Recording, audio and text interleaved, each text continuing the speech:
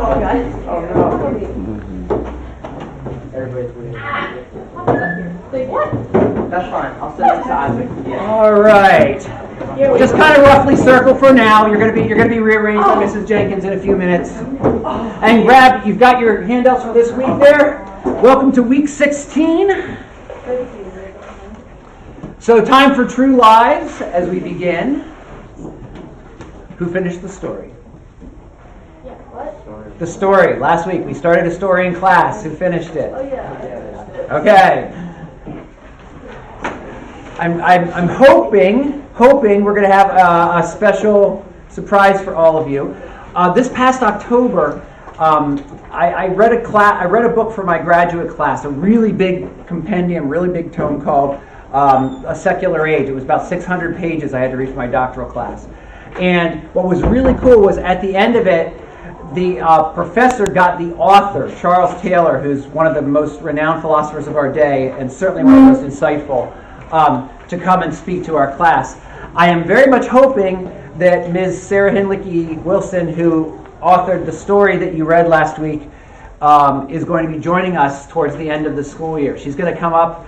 We're going to zoom her in on the big screen here from Tokyo, where she lives, to talk to you guys. You're going to read at least 2, maybe 3 of her short stories in this class, so please don't skip them. Today, you're going to discuss the story question. So does anyone have their notes from last week? Remember, you're supposed to keep these. I give these all to you as handouts so you can keep them in a notebook. Do any of you have your notes from last week, which includes the story? Macy, you do, because you weren't here and I just gave you them. Your week 15 notes. You have. Okay. I just want to make sure there's at least one copy of the story in both groups. Lisa. Yes. You want to divide them up into the 2 tables, please? Okay, yeah, let's see here. Let's see. Okay, so we'll just take a couple of goals and rearrange some people. I'm trying to get big, louder talkers and less talkers working together. Well, you gotta separate Elizabeth and. Yeah, we're gonna definitely have. Sorry, no offense, but Addie and Elizabeth have to be separate teams. Elizabeth, why don't you come back here to the table and just out here? All right, Addie, you can stay where you are. There's Macy there, Polly's there is good. So as Mrs. Jenkins tells you where to sit, grab your chair and move to whichever table you've been told to go You to. sit Miss Babbitt at the table here. All right, I think I'll leave. Actually, let's have you guys. You 3 come back here. You 5 stay there. Then I'll put. Let's see. Anthony, I'll put you back at this table since Julia's at that table, so brother and sister at the same table. Let's see here. Then we'll take Pietro, put you back here. We've got 3, 4, 5. Oh, yeah, I'm gonna be with you. You're gonna be. Yeah. I think I'm 2, 4. You're just attacking me. Do you want to go with your sister too? I don't know why you're happy. I'll put you over that. Switch you down. I'm trying to separate siblings if I can. Let's see here. So then Pietro's there and Paula's there. 1, 2, 3, 4, 5, 6. 1, 2, 3, 4. Audie and Mateo, why don't you come over here as well? And Isaac, that put you separate from your sister. Yes. All right, so got all siblings separated. Except for Mateo. Yeah, sorry, there's got to be somebody who doubles. Sorry, not the background family. You guys copy this? I don't want to be with any of my brothers. Hey! Okay, so as we begin, remember the rules of the Socratic Circle. Everyone talks, nobody dominates. Okay? The idea is here you're seeking truth together through conversation. Okay? You may have a great idea, but there's people who are less talkative. If you notice someone in your group has not said anything, ask them. Hey, what do you think about this? What do you think about this? On your sheet for today, you have a series of 5 questions rooted in the story. Calcium. Okay? Little sci-fi kind of story we had here. I'd like to appoint one person at each group convener. Your job is to make sure we tackle all these questions. Okay? Macy, since you weren't here and did not get to read the story, you're the convener of your group. Can Faith be the convener of ours? She was also not here. Perfect. Faith can be the convener of that group. So your job is to make sure that a good discussion is had around each of these questions.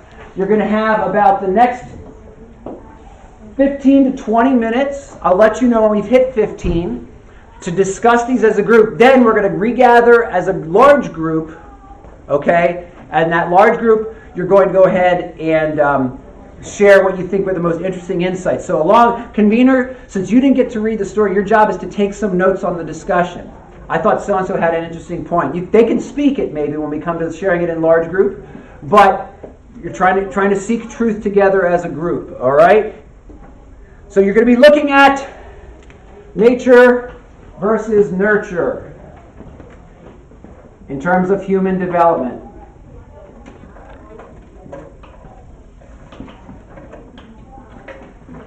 All right, go ahead. Get started. Help those who were not here last week and have not yet read the story. Notice how I said that? Not yet read the story. Help them understand the basic contours of the story so that they can join in with their ideas. And I will float between the groups to help you guys keep going. Yeah, go ahead and jump in the line. Yep. Yep. She puts it down, baby grows up, baby becomes a sniper instead of a saint, right? She's like, oh damn, this failed, right? Very sad, but then, you know, he gets PTSD, post-traumatic Down syndrome or something like that. Room and gave them So, as little nurturing as possible, like so she just can, so that they could survive. well, he has to like get over it, and eventually he does, but Like love, like that's what they needed. So I mean, but like then I he feel starts like that's quoting very Saint important. Francis, which then she remembers that Saint Francis before he was a saint. He was What, like a soldier, so she made that connection, and then in the end, he gets killed in a possibility. So Yeah, basically the story is that she doesn't like the way humanity looks right now, so she basically decides that trying to clone saints could be a good way of fixing it. So basically she creates a child from like her own egg and then the DNA of Saint Francis in hope that he will become another Saint Francis. So basically she sees him growing up and she questions, and like he shows no similarities to Saint Francis and but definitely has his basic form. But then as he grows up, she continues to not do that. He joins the military, as already said. But then, at one point, like he gets injured, PTSD, he got captured, going through all that jazz. And basically, she starts to see that there are some parallels between his and St. Francis' life. Then he eventually, as a dude, goes to the army. And she's left with a question. And basically, it's kind of a journey as a person, like watching this child grow up and see, like, just see how this child developed her own relationship to the child and her own maternal sons because she did not raise the child herself. And basically, it's her question: how much was Francis his own person? How much was he Saint Francis? And how much was really he just a project to her and not her own child? like imagine a bird. It's a lot. Build a nest, but they just know how to do it. Very depressing. Both groups, as you're tackling the questions in front of you, some of the resources on the page before you, in addition to the quotes you got in last week's notes, there are 2 sections from Genesis, one on creation, one on fall of humanity. You can use them as resources for your discussion as you're sharing your ideas. Okay. So that's a basic story. For some reason, all of you did not read it. fair enough. All right. So Faith, your job is to ask the questions and keep them rolling along. So did you get the handout for today? Yeah. So your job is to keep them moving and cultivate an interesting discussion. Did you get a copy? There's plenty of copies.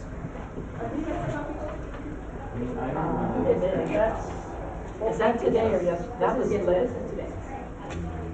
No, that was, I have that was Liz. That was, I think this was yours, Faith. 15 was last week, 16 is this week. Mine says week 15 on it, but it still has a Socratic circle. Yeah, mine says yours says week 15. Yours says week 15. Yeah. What? It's a typo. Yeah, there's a 16 at the top.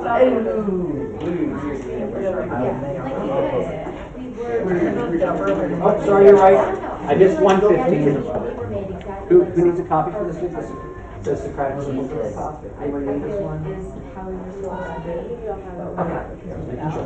Okay, so now to because of that, like that's, So babe, we're made in his image. But when you think of like in the image of God, I don't know, it's just kind of like similar. What do you it's think not are the exactly distinctive like roles of that. nature and In the nurture? image Differentiate of characteristics the and same like type of, in the formation of I don't know, character? some things Is one more missing, powerful than the other? that In what it's, ways? it can't ever be perfect.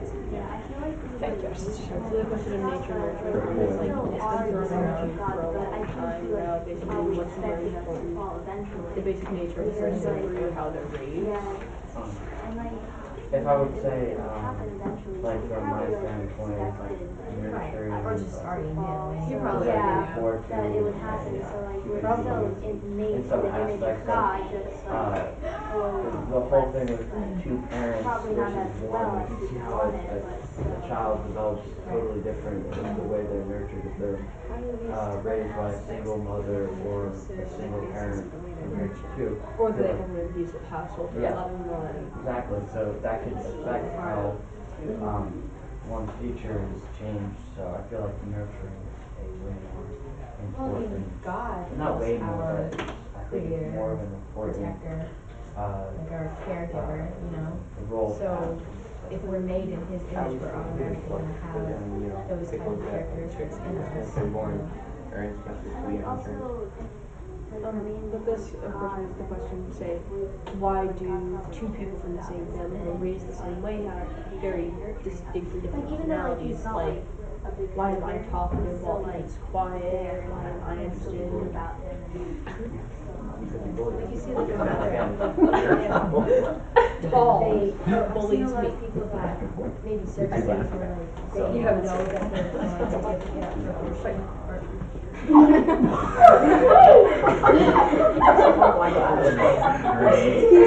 Apparently used to when he was younger. He was about like 7.5 taller. It's always happened. He Always goes, he just had to stand like this. This actually happens though with adoption. My kid was already born. So then how would you explain if nurture is terrible. the only why people are so distinctly different? But then like two kids from basically like they could be from the same household, raised the same way by the same parents, and yet turn out completely differently. Why do you carry have this, like one it's kid not, ends up being a massive it's success, not one kid a ends up single being a person massive is failure? in our nature. There is some, what would you call it? Exactly. She got Some factors that would go into that, even And in no matter how hard or nurturing, how much because you don't I don't know, want say to one be kid is more fast, favored than the that's other, one's hard. older. Yeah. One doesn't know as much, and yeah, that's where nature is also a big role as well, because these kids would grow up around would make one like, I guess in a way nature is, I would say just as important, but I feel like nurturing is still just a slightly a little bit more important.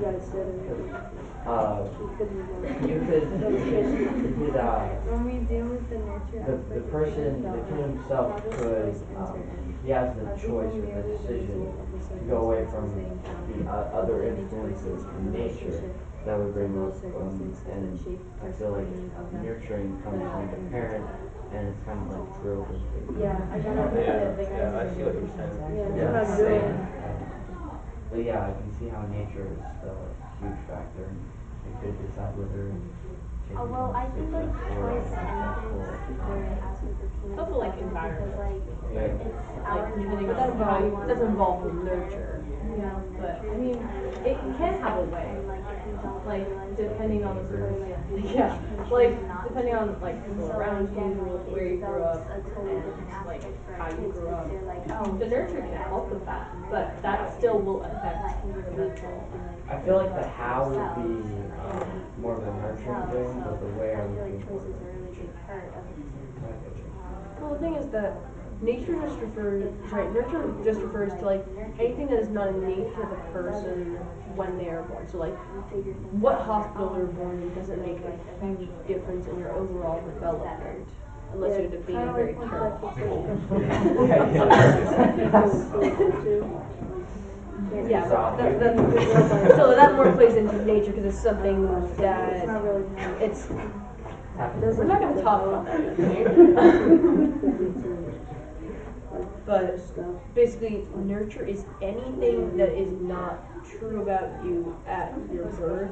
Nurture is anything. It can be your surroundings, it's the people around you, it's what you get involved with, it's your teachers, it's what you study, it's everything about you that is not innate to you as a somebody is person. raised the entire same, The example that I give was, everything the same, when I no was younger, different.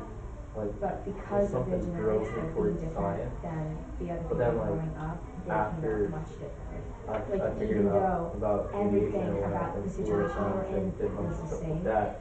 it Like, just had a completely my different entire outcome, you idea know?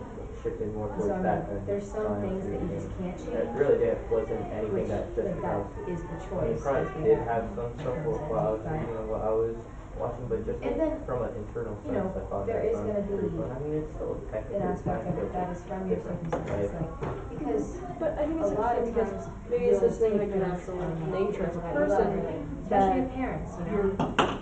drawn towards the unknown in both science and something like flying can be drawn more into that aspect of your life. So maybe that's something more about your nature than You know, nurture. and so Yeah. being around people like that is going to change I what mean, that was more is of in a, it. I was trying to put forward an example of like how nurturing can change nature, but then also nature can also change nurturing. Because I mean, you know, you can grow up somehow and your internal instincts can take on afterwards.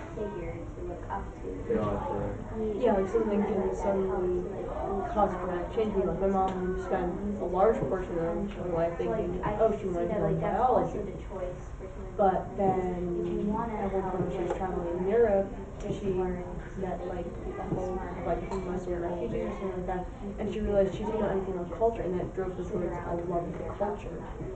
Which I think is something that was just deep in her nature, is that she wanted to understand people and beings in general.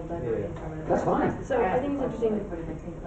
I don't know. I feel like we probably ought to move on from this question, but I think it's an interesting question of how much nature and nurture play into each other. Because I think nature is important because it's the basis of who we are as a person, but then nurture is probably more important because it forms us. That nature,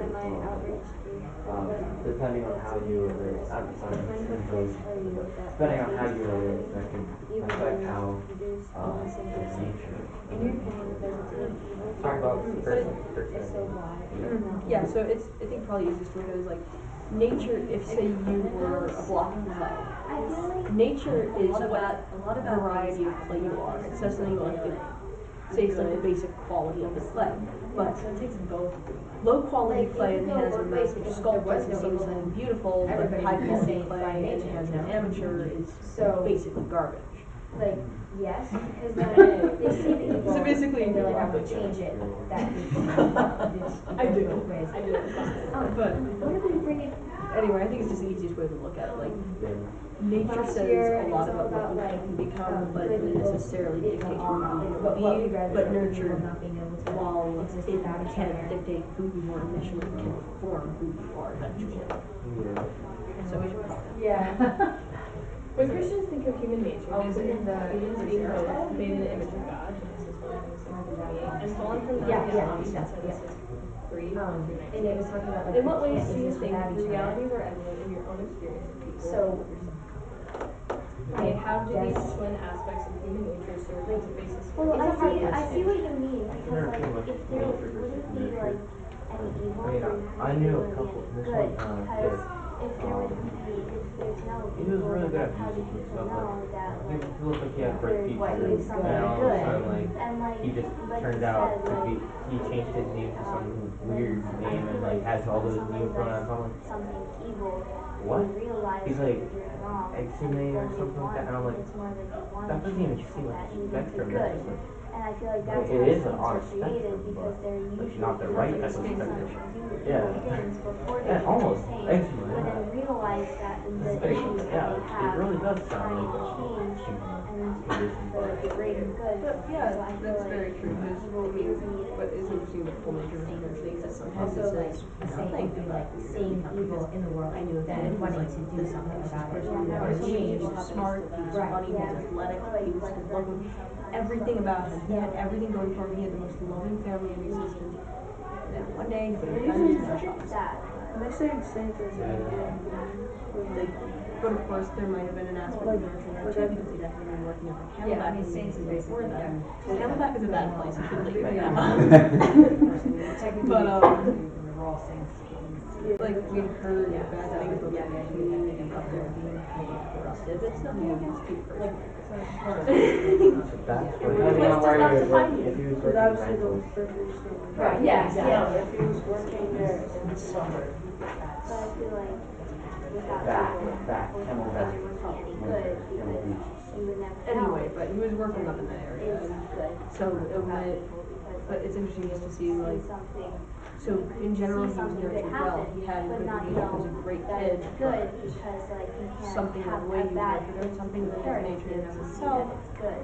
So Can like help him shoot himself. unfortunately we do need evil to see good, but There's just a whole premise with yin and yang. And it's like, yeah. There has to be. it's not there has to be. always nature and nurture when it comes to stuff like that, how people act. Sometimes it's a mix of both, like, you know, people have violent tendencies sometimes from the beginning, but they grow out of it, like, people play. Like Ian actually was a very, he kind of after the child, he was aggressive.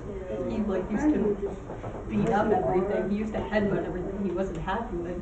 Yeah, Mostly you have to be one. yeah, but my mom played him in basketball a couple of times and forced fed him blueberries, and look at him now, he's a perfect angel. Wow. I think her curious. Hysterical. It is not a joke, she once force fed him blueberries because he refused to eat fruit. I still headbutt things.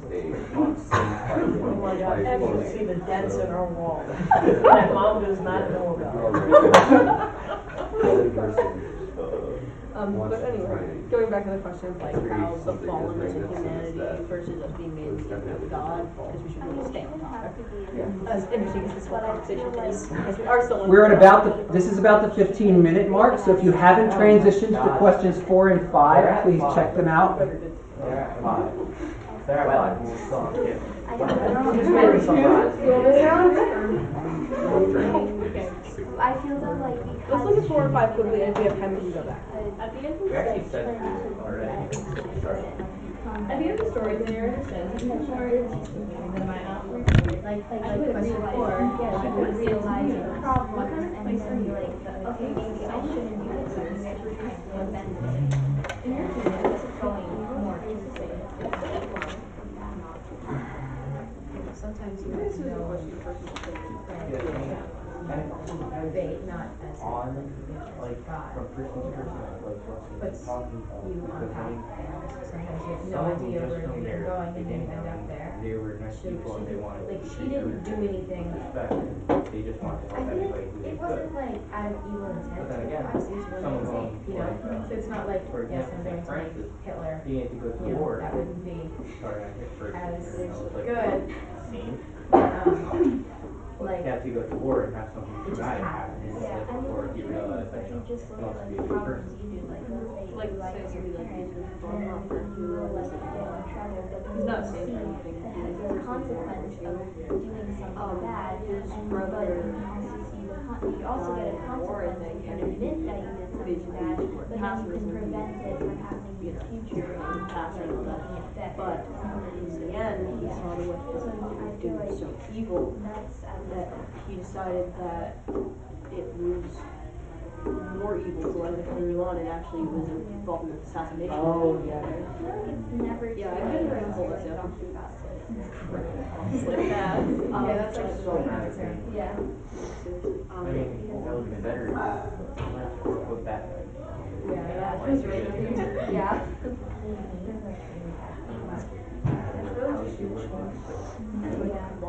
On from that very misogynistic comment.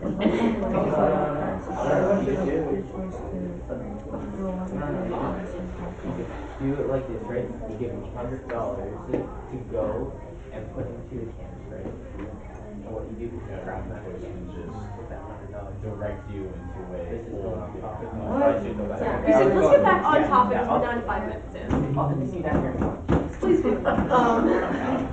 Anyway, but I think it actually did goes. good in this I think it does make evil reduce to sin, because if there was no evil, there would be no sin. Like if everything is like going well and throughout right in your eyes, you're not gonna search for something. I feel like kind of because she was like, You're not gonna look for higher power. she wanted him to, you know, pick up the Bible and be like, and it's war, and then eventually that power, like, you know, so.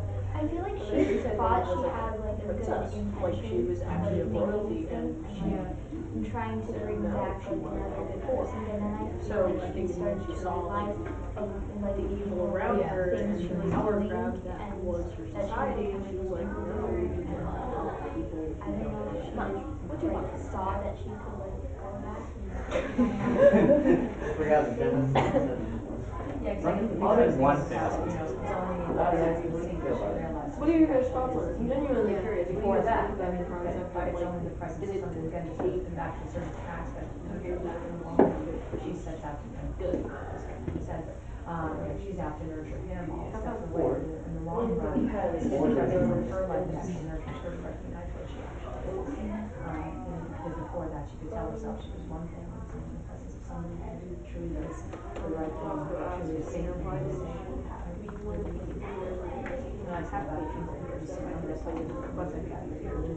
who allow you to be who you are, who want to be a better person. I mean, Who's, and then again, it's an issue of choice and around herself.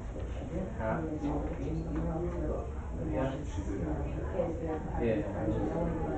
But I would kind of curiosity would be Eve or like, And they totally got track, but conversely, somebody was got track, and suddenly. No, curiosity feels like that. human brains go to Schrodinger's cats.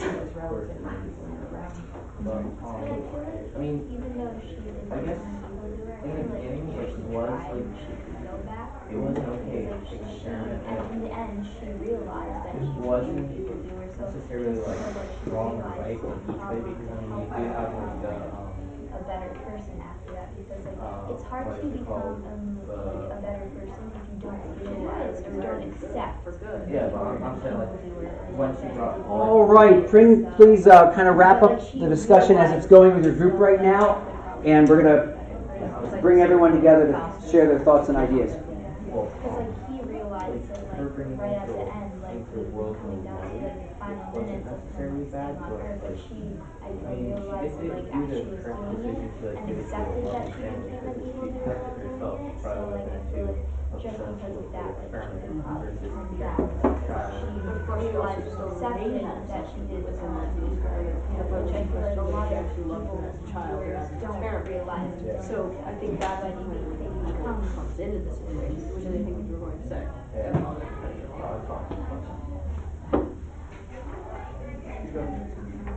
I literally just Listening. That's great. Okay. I'm going to invite those of you in the middle whose backs are to each other, like Anthony and Ian and Julia and Faith, kind of pull out that way so we form kind of like a half circle, so we're all sort of semi-facing each other here. Easier to have a conversation when you're looking at each other's faces. So let's just start by sharing. It doesn't matter whether you contributed the idea or not. See, I really liked when somebody said this and that in my group. What do you think were just some of the interesting things, some of the interesting ideas that came up in your group? I'm not even putting you on the spot. Just quote one of your friends. You're giving them props. What do you think was an interesting idea that came up? Isaac said something, like we were talking about how good and evil. It was for question 4? Okay. Yeah. So we were talking about like do you have to have evil to be a saint? And then we were talking about how good and evil can't really exist without each other, and Isaac said something about the yin and yang, which is How he said that like the yin yang is like the balance of like the evil to good, that you need the same amount of evil as good so that like you can see the differences. Interesting. Okay. Interesting perspective. Certainly they provide a contrast with each other, right? Definitely. We were also adding info to this. Did we read Augustine last year? I don't remember who it was. I'm pretty that sure talked- that's what it was. I think it was Augustine that talked about the fact that, in order to have, you have to perceive good, there has to be evil and vice versa.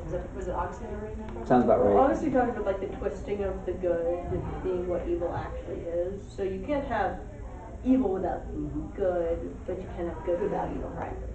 Yeah. Yeah. Dr. Hinlicky will be very excited to hear you talking about Augustine or Augustine. I don't know how she pronounces it, but she's done an extent. Actually, you're going to be reading her short story on Augustine in a couple weeks. So. Faith said something similar. She was like, if there was an evil in your life or like something traumatic, then what would you, like, it would give you no reason to search higher and want to do better for others. Okay, so if you didn't experience evil, if you felt self-satisfied where you are, you're going to turn and look, you're going to start questing, looking for something you don't have already. Basically, if you thought the world was peaceful, why attempt for world peace? I think is basically the concept. Like, if everything in your life is going well and going good and you feel secure in yourself, why would you seek a higher up for help or for anything? You've got everything you want, why would you want something else? Perfect. Since we were talking about Augustine a minute ago, Luther, riffing off Augustine, defines sin as incurvatus in se, being curved in on yourself.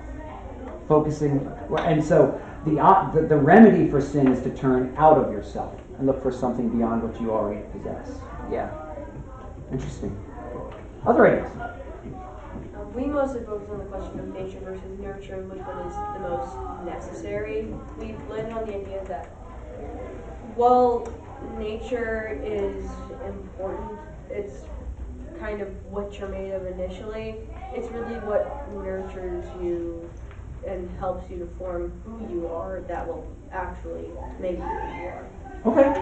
And it matters from all circumstances, not just your parents or not just your family members. It's from everybody who you've ever encountered. Okay. Did you guys get into any of that in your group at all, the nature versus nurture stuff? Did you agree with where they settled, that nurture was more important than nature in a sense? Yeah, I guess so. We never really established which one was better, but we talked about both, and I mean, I guess. I mean, both were They're important. both very important. Yeah. We just figured that nurture was slightly more important because, I mean, with nature, your nurture can change your nature slightly, but your nature really can't change your nurture. It can change the way that people will nurture you with, like, if you're a pain, then people are going to treat you like a pain. But if somebody looks beyond the fact that you're an annoying person, then it can turn you into a better person. I'm not using you as an example. I was actually talking about something that Dad once experienced at, when he was like a camp counselor or something. There was this one kid who every counselor knew this kid was a pain. And Dad was the only person who sat down and was like, listen, I need you to do something. And treated him as a person rather than as the annoying pest that he tended to be. And he ended up becoming a helpful person because Dad nurtured him in the proper way rather than nurturing him by his nature. Did you have to look at me when you said no? That was not intentional. Freudian slip. I felt The, I might have been looking at him. personal attack. the end of the story she's relating, he was the youngest boy at leadership camp, and he had been kicked out of the last youth gathering when it was discovered, basically it got windy during the night, and it was discovered the case of beer he had been drinking. He'd been drinking the beer, throwing the empty cans up on the roof of the hotel, and the wind blew the cans off the hotel roof. So he ended up at leadership camp, and I was basically told about 5 minutes before I met all my kids for that week was that, yeah, he's a problem. He may not stay all week. And the bottom line was that I just said, okay, well, we're going to see where this kid's really at. And I asked him to help me with something, and at that point he became a helper to me. And the group it wasn't really me, it was the group that helped him find a new identity that week. He's now a civil rights lawyer in Detroit, which is pretty cool. And there must be a lot of work in Detroit. I would imagine. Yeah. Yeah. So, when you were saying nature versus nurture about which is more important, did you mean which one had more influence? Is that when you say more important, right? Yeah. I like to ask questions and make you think a little further, play devil's advocate a little bit. So doesn't it matter a bit what you're aiming for at the end, whether nature or nurture has a bigger role to play? If you're aiming for an astrophysicist, sure you need nurture to educate them, but a person without basic, like a person who's more gifted in math versus a person who's less gifted in math, if you're not going to get the astrophysicist no matter how good the education is, if the person doesn't have that natural aptitude for math, right? So if what you're aiming for is an astrophysicist, nature is going to maybe be, they're both important, as I think everyone's saying, but without what's rudimentary to their nature, the nurture won't help. I experienced this as a music teacher. I had a kid in Michigan, loved this kid. She was the hardest worker, Abelson, I can't remember her first name, Sarah Abelson. Worked harder than any kid I ever knew, and she got up to districts. And then I had a kid who I knew he was sight reading every week when he came into his music lesson. I knew he had not looked at his music since 6 days before, or 6 days in between his lessons. And he would always play better than her. It didn't matter. He just had this built into his genetics. So I finally had to have a sit down with him. But I felt kind of bad for Sarah because she worked so hard. She did get up to districts. The minute he actually started practicing, he shot up to regionals, and in less than a year I had to pass him off to a better teacher than me because I taught him everything I could teach. He just had that built into him. So nature is more important in that case. Now maybe if you're talking about character, meaning ability to choose good versus evil, maybe nurture starts to play a different kind of role, right? Because now we're aiming at a different thing. We're aiming at, in one thing we're aiming at outcomes in terms of skills and capabilities. Another thing we're aiming at moral agency, right? A person who can make good choices, especially in a critical moment. Just want you to think about that some more. Maybe it depends a lot on what we're aiming for, and what we're aiming for is going to depend a lot on our worldview. What's most desirable? Okay, I need a better pen. What's most important? What are we aiming for? I had a perfect pen that was writing, but I don't know. What else? What other things came up in your groups? Other things you just thought were really interesting. That's all you got to. I want to take us to the last lines of the story. The narrator closes the story saying, "Even more insistently than in my outraged youth, I put it to the universe, what kind of a place are you that it takes so many evildoers to produce one single saint? Why did I have to be one of the evildoers?" So here's my question to you.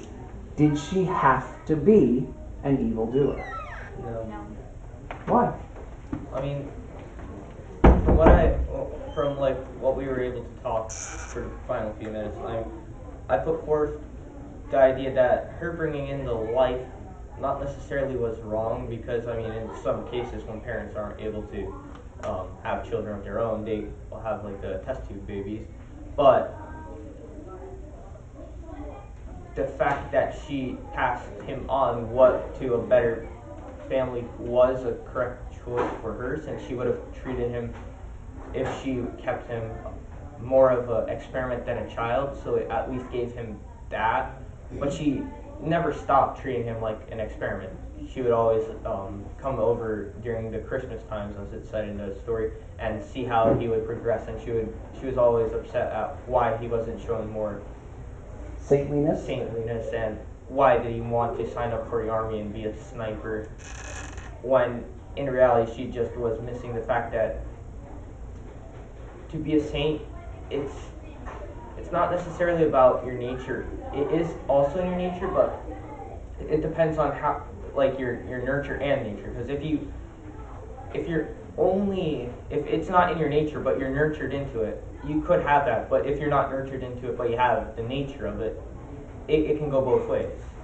And you can be a good person with a natural inclination towards good, but with the wrong kind of nurturing, you can be crushed down into a person of lesser standards Or you can be a person of lower standards who can have themselves morally raised up by the kindness of others and be raised to that. Exactly. How about anything add over in this group? You guys are kind of quiet right now. You were talking pretty loudly before, which is good.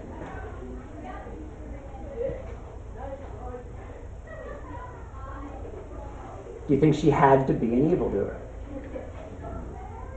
No, because like I feel like it was her choice if she wanted to make this the child. So it was her choice if she wanted to bring the evil onto her. But I feel like she became an evildoer because I don't think she realized it when she was starting that it would become something that she would become an evildoer.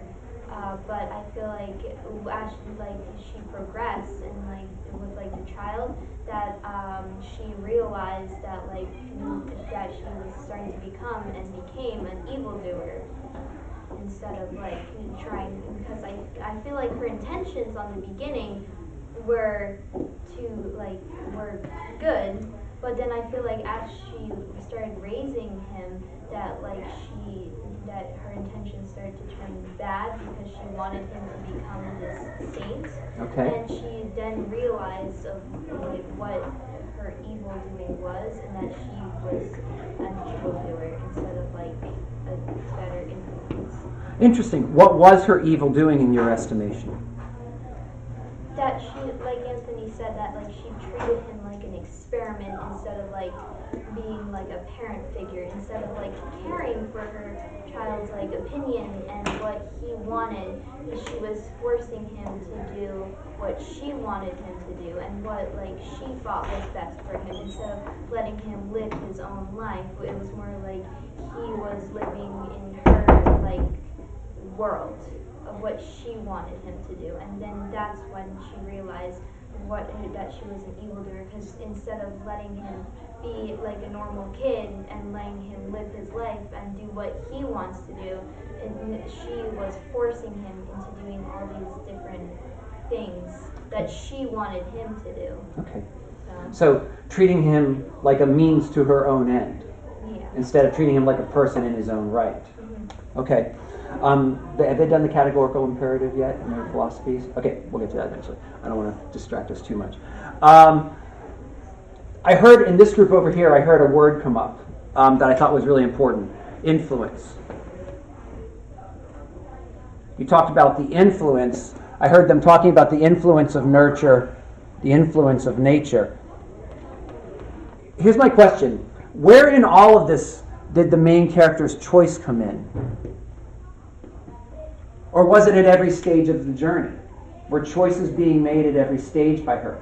Because we have powerful influences of nature, we have powerful influences of nurture, but even talking about evil versus good assumes that she at some point is more than just her nature plus her nurture. If someone comes up to you, aren't you insulted if someone comes up to you and says, you just think that way because your parents are like that? You go, excuse me, I have my own brain, thank you very much. I'm my own person, thank you very much.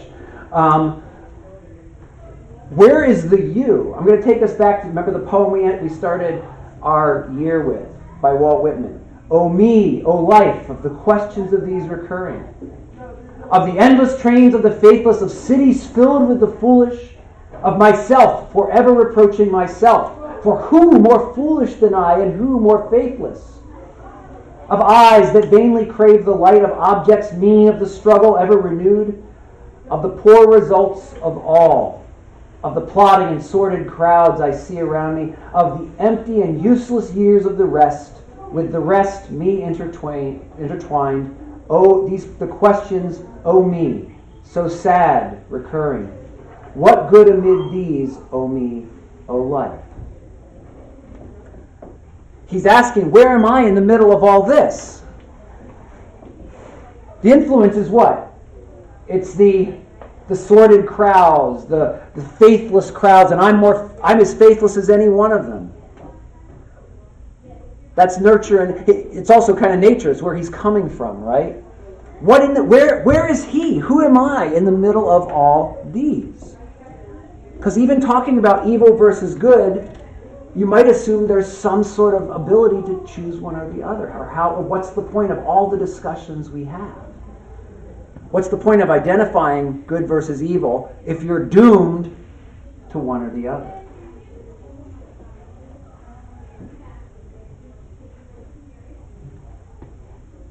Do you have any thoughts on that? Do you think you're doomed to one or the other? Or with all the nature you've got and all the nurture that's happened to you, is there a place for you and your identity to make a choice? Yeah. I do think that the place for the choice is what makes us who we are, the fact that it's basically, to me, where the soul lies is in that choice. The choice that we are given is basically the breath of God within us, from my perspective at least. Because basically, actually it reminds me, we were talking earlier about, I can't remember what it was. Shoot, I lost it. We were talking about something, and I think it was about like basic impulses and stuff like that. Shoot, I really lost what it was. But you know, I completely lost it. When I remember it, I'll bring it up. But I completely lost what it was. Happens to all of us. Happens to all of us. Anybody else want to contribute anything? Anybody have any idea about this? Where your own choices fall in this?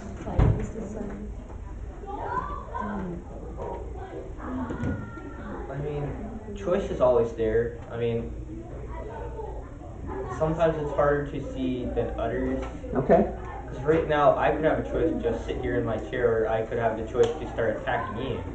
But what choice am I going to take? I mean, sure. You know, sure. It's not only between two choices. I mean, I could go ahead and jump on the table and start attacking Audie too. So, there's always a choice. It's just whether you choose to do it and how hard you have to look to find that choice. Okay. The thing I want you guys to maybe focus on or reflect on as we go forward from the discussion today is this.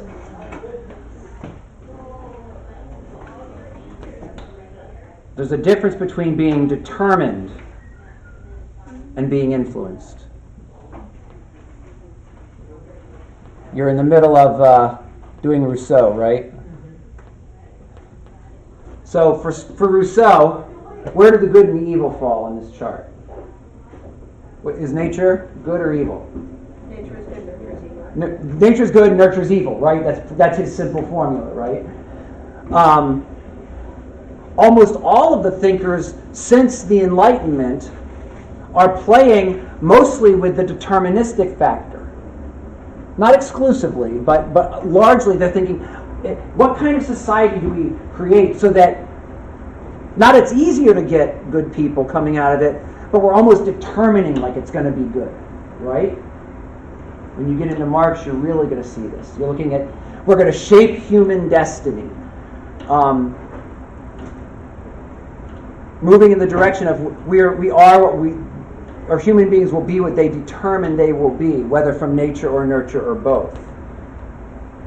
Eugenics is over on the nature side, right? Horrible dark moment in our history as Western people. We're going to selectively breed out the undesirables. Nurture is trying to control it on the other side.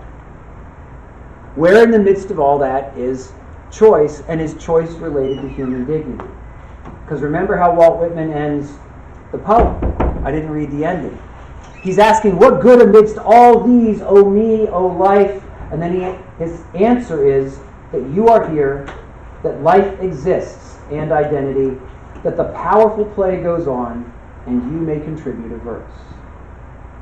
What would that contribution be? If it's not just nature, if it's not just nurture, what's the contribution? Something about his identity is the contribution. And he's grasping at the mystery without really coming to a determination on what that is.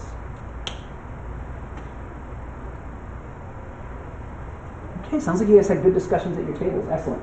All right, grab your papers for today and turn to page 3, please. I'm not collecting your homework for today, but remember there was homework for last week. Now you've had your discussions.